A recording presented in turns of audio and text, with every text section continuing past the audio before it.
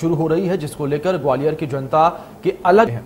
आपको बता दें कि ग्वालियर वासियों का मानना है इस को खोल दिया जाए। देखिए हमारे संवाददाता चेतन सेठ की रिपोर्ट और ये जानिए क्या कुछ कहना है ग्वालियर की जनता का। जिस तरह से कोरोना संक्रमण की रफ्तार बढ़ रही थी, जिस तरह से लगातार मुख्यमंत्री शिवराज सिंह चौहान ने लॉकडाउन की प्रक्रिया अपनाई थी, लेकिन अब संक्रमण की रफ्तार कम हो गई है, जिसको लेकर अब पूरे मध्य प्रदेश में अनलॉक की प्रक्रिया अपनाई जा रही है। इसको लेकर मुख्यमंत्री शिवराज सिंह चौहान ने मध्य प्रदेश की जनता से सुझाव मांगे हैं और आज शाम 7 बजे मुख्यमंत्री शिवराज सिंह चौहान खुद प्रदेशवासियों को संबोधित करेंगे। ग्वालियर की जनता से हम राय समझने की कोशिश करेंगे। ग्वालियर की जनता है, खरीदारी कर रही है। जिस तरह से प्रशासन ने अनलॉक की सुबह के वक्त सब्जी के ठेले और फल फ्रूट्स की दुकानों को यहां पर अनुमति दी है, तो ये लोग खरीदारी करने के लिए आए हैं। लेकिन जिस तरह से अनलॉक की प्रक्रिया पर मध्य प्रदेश के मुख्यमंत्री शिवराज सिंह चौहान ने सुझाव मांगे हैं, तो लोगों से हम समझने का प्रयास करते हैं। भाई साहब, मुख्यमंत्री जी ने सुझाव मांगे, अनलॉक की प्रक्रिया शुरू की जा रही है 1 तारीख से। अनलॉक के लिए खोलने के पहले सावधानी बरतना जरूरी है। जैसे किराने की दुकान खोलना है तो किसी जगह पे आधी 10 दुकानें तो आधी पहले दिन आधी और दूसरी दिन आधी खोलने की व्यवस्था की जाए, ताकि कोरोना की सेफ्टी हो। सुरक्षा के हिसाब से जो भी कार्रवाई करना है सुरक्षा के हिसाब से करना चाहिए, ताकि सभी की सुरक्षा एक साथ मानी जाए।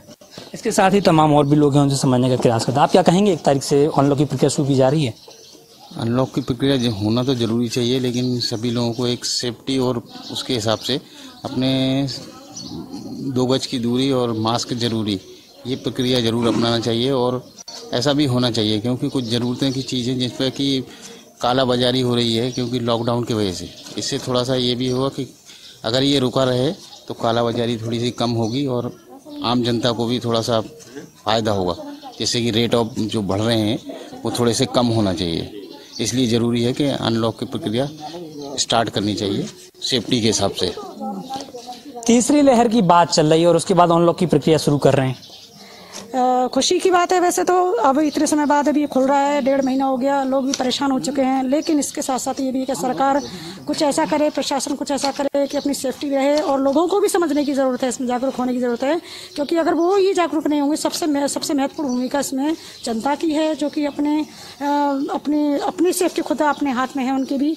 और जाए जहाँ भी जाए डिस्टेंस रखे, दूरी रखे और अपना मास्क पहन के रहे और अपना जो भी काम करे केवल ज़रूरी काम के लिए ही बाहर जाए, अन्यथा इधर उधर फालतू की ना घूमे, ज़्यादा अच्छा है। क्योंकि इससे क्या होगा, इससे माहौल वही दोबारा क्रिएट हो जाएगा जो अभी तक हम इतनी मुश्किल से अपनी इस चीज़ से परिस्थिति से उभर पाए हैं। उससे तो ये है कि अभी लोग अपने घरों में रहें, लेकिन ज़रूरी काम के लिए जाएं।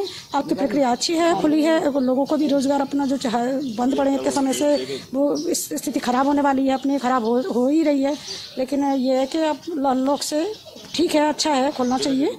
ये स्टेप बाय स्टेप खुलना चाहिए। हमारा मानना ये है कि स्टेप बाय स्टेप खुले, कुछ संख्या में कुछ कभी खुले और कुछ संख्या में चीज़ें कभी खुले, तो इससे क्या होगा कि बैलेंस बना रहेगा तो जनता भी क्या है अपना काम पूरी तरह से कर पाएगी और लोगों को भी अपना काम पूरा करने में, अपने जो दुकानदार हैं जो हैं उनको भी पूरी तरह से अपनी सुविधा मिलेगी इस चीज़ के लिए। भाई साहब, नियम तो लोग मानते नहीं है, लापरवाही सामने होती रहती है। जी, नियम नहीं मानने के कारण ये स्थिति बिगड़ी हुई है। अभी अपन देख रहे हैं कि इस वाले सेकंड जो वेव आई है, इसमें लोग इतने परेशान हो गए हैं कि आदमी को ऑक्सीजन की कमी रही, बेड नहीं मिले, इंजेक्शन की कमी रही। ये सब में सबसे ज़्यादा दोषी स्वयं की जनता है।